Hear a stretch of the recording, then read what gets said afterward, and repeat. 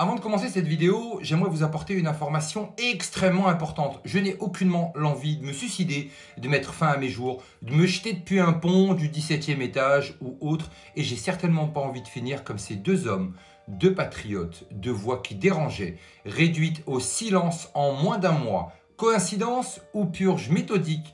Éric Dénessé, 62 ans, ancien officier du renseignement, fondateur du CF2R, une figure libre, trop libre peut-être. Olivier Merlex, 54 ans, député Les Républicains, ancien président de son groupe parlementaire, l'un des rares à avoir osé accuser directement Emmanuel Macron dans l'affaire d'Alstom. 2 morts, 2 suicides et une République qui referme le dossier sans poser de questions. Mais derrière ce silence, une vérité dérangeante. En savait-il trop ?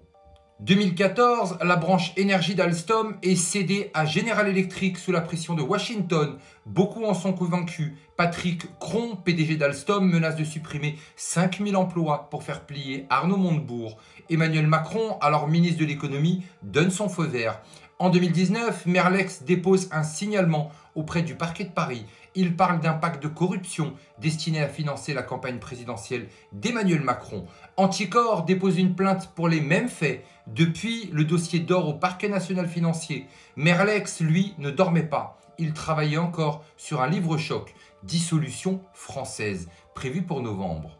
Quelques jours avant sa mort, il envoie sa version finale à son éditeur. A-t-il signé son arrêt de mort en appuyant sur envoyer ?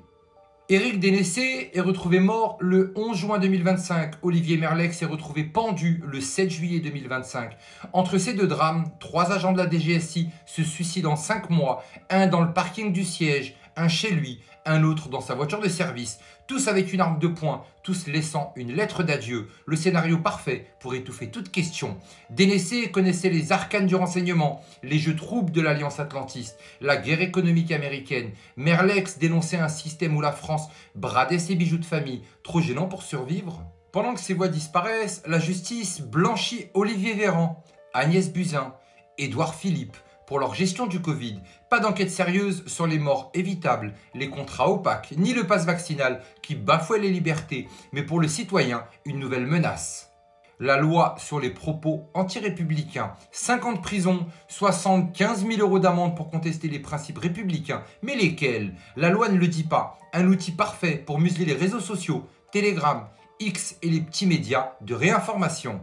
Florian Philippot l'a dit, dans les mains d'un juge militant, cette loi peut écraser n'importe quel opposant. Le titre du livre posthume de Merlex résonne aujourd'hui comme un avertissement. Dissolution française. Dissolution de quoi? De la souveraineté, des libertés, de la République elle-même. Chaque étape du pouvoir semble occupée par des sbires du système qui se protègent.